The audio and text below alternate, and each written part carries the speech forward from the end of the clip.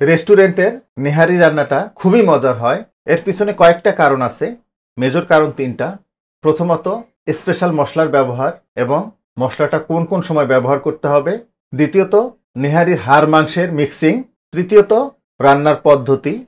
জি প্রিয় দর্শক, আসসালামু আলাইকুম। দি রসুই রেসিপিতে আরেকবার স্বাগতম আপনাদের। আজকে রসুই রেসিপিতে নেহারি রেসিপি থাকছে, আর এই রেসিপিটাতে এই তিনটা জিনিসই খুব ভালোভাবে আপনাদের ব্যাখ্যা করব এবং করে দেখাবো। আশা করব রেসিপিটা আপনাদের অনেক ভালো লাগবে। যেহেতু আজকে রান্নাটা অথেন্টিকভাবে করে দেখাচ্ছি, আর এই জন্য আমি পাতিলেই রান্না করে দেখাচ্ছি। বাট আপনাদের হাতে যদি সময় কম থাকে সেই ক্ষেত্রে প্রেসার কুকারেও রান্না করতে পারবেন। তবে বলে রাখি, পাতিলের রান্নার স্বাদটা কিন্তু বেশি হয়। আর কেন বেশি হয় সেটাও ব্যাখ্যা করব আপনাদের। তো পাতিলটা গরম হয়ে গেছে, হাফ কাপ মতো রান্নার তেল দিয়ে দিব। তেলটা গরম হয়ে গেছে, এখন এখানে 1 কাপ মতো পেঁয়াজ কুচানো দিয়ে দিব।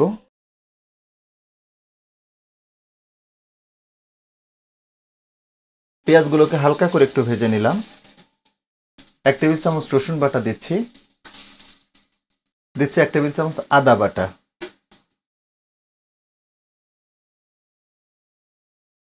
আদা রসুনের কাঁচা গন্ধটা চলে যাওয়া পর্যন্ত এগুলোকে একটু ভেজে নিলাম। এখন এখানে নেহারিগুলো দিয়ে দিব। দেখুন, আমি কিন্তু একটু বড় সাইজ করে নিয়েছি। নেহারিগুলো এমনভাবে কেটে নেবেন, একটা সাইড বন্ধ থাকবে আর একটা সাইড ওপেন থাকবে। দেখুন, যেমনটা বলতেছিলাম আপনাদের যে নেহারির মাংসের সিলেকশন একটা বড় পার্ট। আমি এখানে 3 কেজি মতো নেহারির হাড় নিয়েছি। অ্যাসোসিয়েট আমি একটু মাংস দিব এখানে। দেখুন, আমি এখানে করলির যে মাংস সেটা নিয়েছি, আর এটাকে একটু বড় সাইজ করে কেটে নিয়েছি, সাইজ দেখে বুঝছেন। আর এই মাংসটা প্রায় 1 কেজি মতো আছে।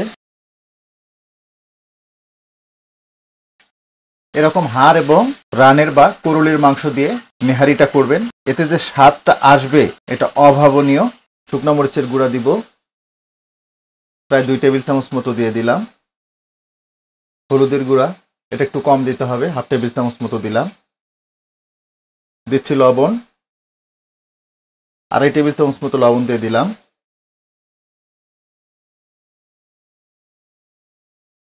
নেহারিগুলোকে মশলার সাথে ভালোভাবে মিশিয়ে নিলাম।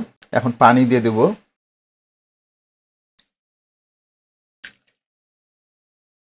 ঢাকনাটা লাগিয়ে দিব। একদম হাই হিটে নেহারিটাকে প্রায় 25 মিনিট মতো আমি রান্না করে নিলাম।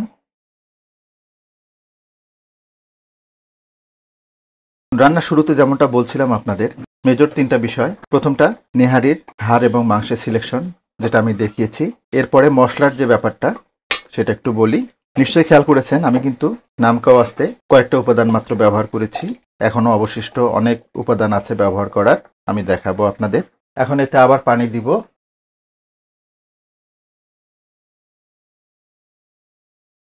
আমি প্রায় 3 লিটার পানি দিয়ে দিলাম। পানিটা এমনভাবে দিলাম নেহারিটা একদম পানি বরাবর থাকছে। তবে পানিটা নির্ভর করবে নেহারির হাড়টার উপরে। গরু যদি বড় গরু হয় সেই ক্ষেত্রে পানিটা একটু বেশি লাগবে। এই পর্যায়ে দিয়ে দিচ্ছি একটু আদা কুচানো। সেই সাথে দেবো একটা স্পেশাল মশলা, যেটা নেহারির সিক্রেট মশলা বলা চলে। তার কারণ এই মশলাগুলো সচরাচর কেউই বলে না। আর এই স্পেশাল মশলায় যা যা থাকছে ভালো করে খেয়াল করবেন। 1 চা চামচ মতো কালো গোলমরিচ, 1 টেবিল চামচ আস্ত ধনিয়া, 1 টেবিল চামচ আস্ত জিরা, 1 চা চামচ মৌরি বা মিষ্টি জিরা,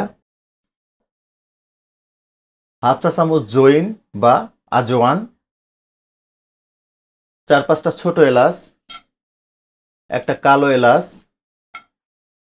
3টে মতো লবঙ্গ, 1 ইঞ্চ সাইজের 2 টুকরো দারুচিনি, অর্ধেকটা স্টার অ্যানিস বা তারা মশলা, অর্ধেকটা জয়ত্রী, একটা জয়ফলের 4 ভাগের 1 ভাগ এবং একটা তেজপাতা 2 ভাগ করে নিয়েছি।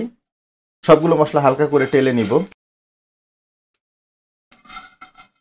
দেখুন, সবগুলো মশলা খুব ভালোভাবে টেলে নিলাম। এখন এগুলোকে গ্রাইন্ডারে খুব ভালোভাবে গুঁড়ো করে নিতে হবে। সবগুলো মশলা গ্রাইন্ডারে গুঁড়ো করার পরে প্রায় 2.5 টেবিল চামচ মতো হবে, এটা দিয়ে দিচ্ছি।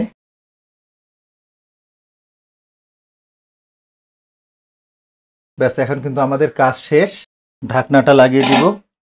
আর এই পর্যায়ে চুলার জালটাকে একদম লো করে দিব। একদম লো হিটে নেহারিটাকে 6 থেকে 8 ঘন্টা মতো আমরা জ্বালিয়ে নিব। তবে মাঝে একবার চেক করে দেখবেন পানিটা লাগবে কিনা। আমার বিশ্বাস লাগবে না, যেহেতু আমরা একদম লো হিটে রান্না করব।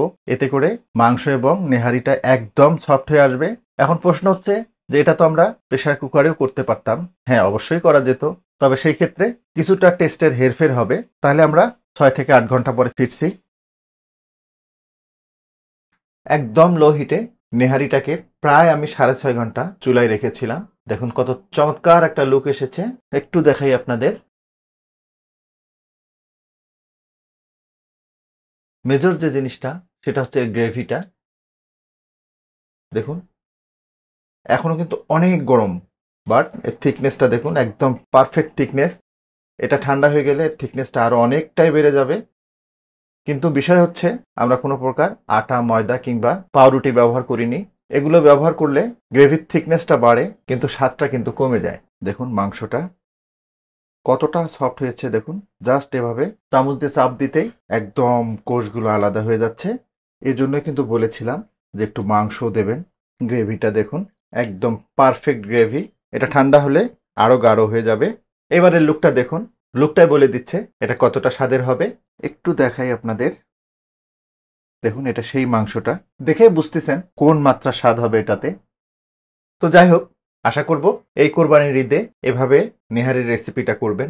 অনেস্টলি বলছি, আপনি নিজে অবাক হয়ে যাবেন যে নেহারি কিভাবে এতটা স্বাদের হতে পারে। তো আজকে এ পর্যন্তই। সবাই অনেক ভালো থাকবেন, সুস্থ থাকবেন, নিরাপদ থাকবেন। আল্লাহ হাফেজ।